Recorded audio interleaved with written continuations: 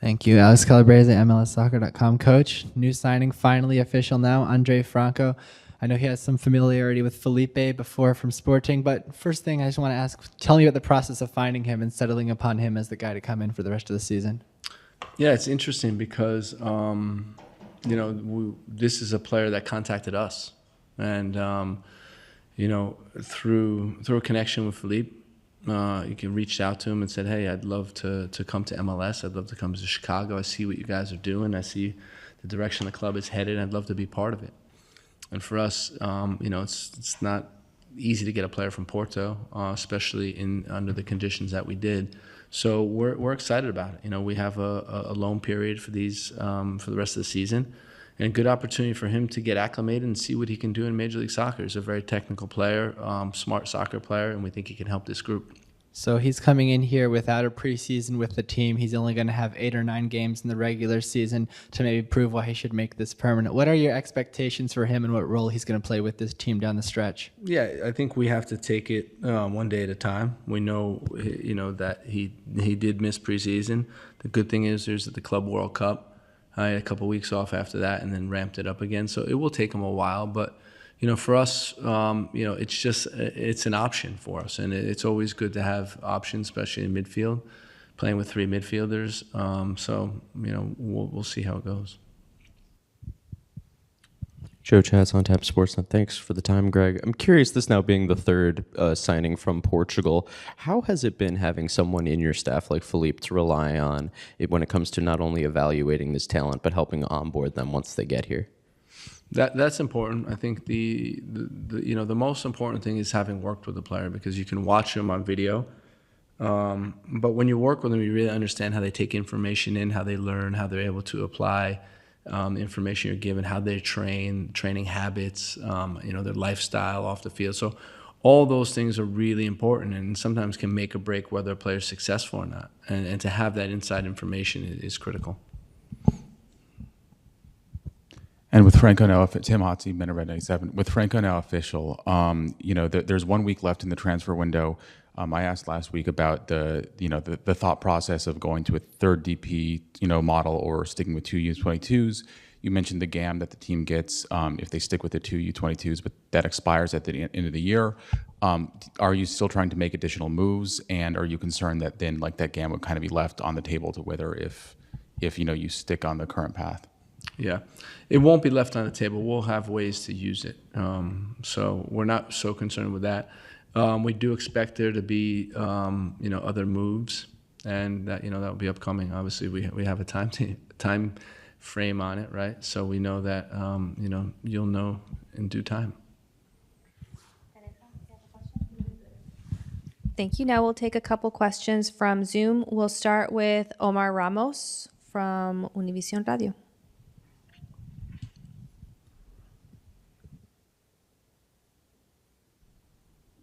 Coach, hi. This is Omar from the Spanish broadcast. I'm curious to know, when you prepare to play at Civic Stadium, is it different from preparing in Nassau field by any chance? There's some slight differences. Obviously, the dimensions are different, so that's something you have to come to grips with. But for us, it's we just prepare like we do every game. It's the same way. We don't want to ever use the atmosphere or the venue as an excuse. So for us, we're happy to play there when we need to, and we're excited to be playing on Saturday against St. Louis. Gracias, thank you. Thank you. Thank you. Next, we'll go to Jim Alexander. Hey, Coach. Obviously, you mentioned Franco wanting to come here. I'm kind of curious at this point, when you came into this team, obviously you wanted to change the outfield product, but also the perception of the Fire. What has been the response and feedback you've gotten from not only opposing coaches and players, but other kind of technical directors around the league about the Fire? Has there been anything that they've sort of told you, they noticed that this team is now under your leadership? I think that's kind of an awkward question to try to answer. What I would say is that all we're doing is, we're driven by our values and our vision of what we're trying to accomplish. I think the team has been hardworking, trying to going after our goals for the season. And, we're good people. We behave in the appropriate ways, and that's all you can really do. And the rest comes along with it. But, hopefully we are getting good feedback. But the most important thing is that, we keep trying to improve and get better as a team. Thank you. Next, we'll go to Kirill Anastasov. Hi, Coach. Thank you for the time. As always, Kirill Anastasov with Chicago Sports Nation. And I wanted to ask you one last question about Andre Franco. Obviously, in your system with the three-man midfield, he slots in well into that setup. But he's also good in more the positions higher up the pitch throughout his career. From what I've seen, he's also been deployed as a 10 or even as a winger at times. What did his versatility, his ability to play in multiple roles, play a role in the decision to sign him? It did, because what we want is adaptability. We want players that can play multiple positions, that understand the game well, understand the game from different perspectives, and we know he can be low and build up. He can hide between the lines, and that game understanding is crucial for us. So that was definitely part of it.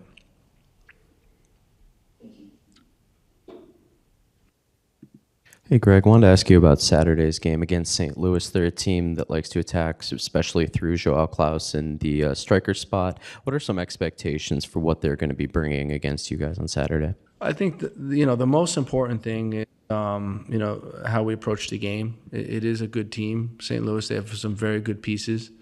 You mentioned the striker who's done a great job. The wingers, some of the central midfielders. I know Alfredo Morales from the national team. Some good young defenders.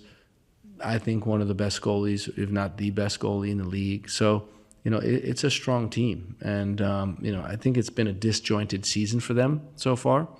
But, I think they're definitely better than their table place indicates. So one of the advantages of this time of year is that, you typically have a lot of game tape on the way the team is playing, and there's, stat like structure and stuff like that.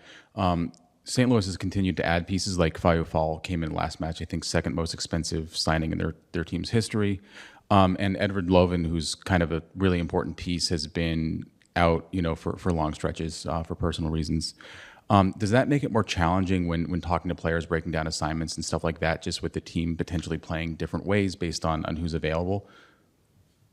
Yes and no. I mean, it'd be great if they played the same lineup for the last 15 games in the same way, and you could get a really good understanding. But I think there's enough there. And like I said, to me, it's more about the pieces that they have and how they can hurt you.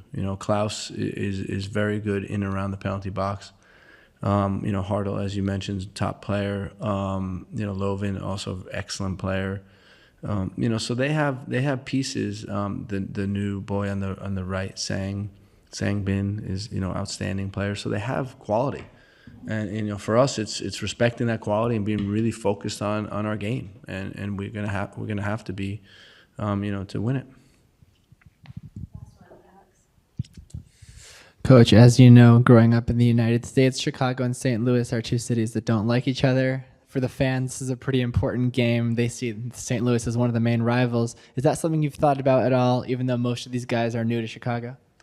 I think what we think about is the atmosphere that we had in the stadium last week, right? And how do we get that type of crowd week in and week out, and it really creates an advantage for us. So when we have our fans behind us and they're loud and cheering and putting pressure on the opponent, it really helps the team. So hopefully on Saturday, we'll have the same. Thank you. Thank you.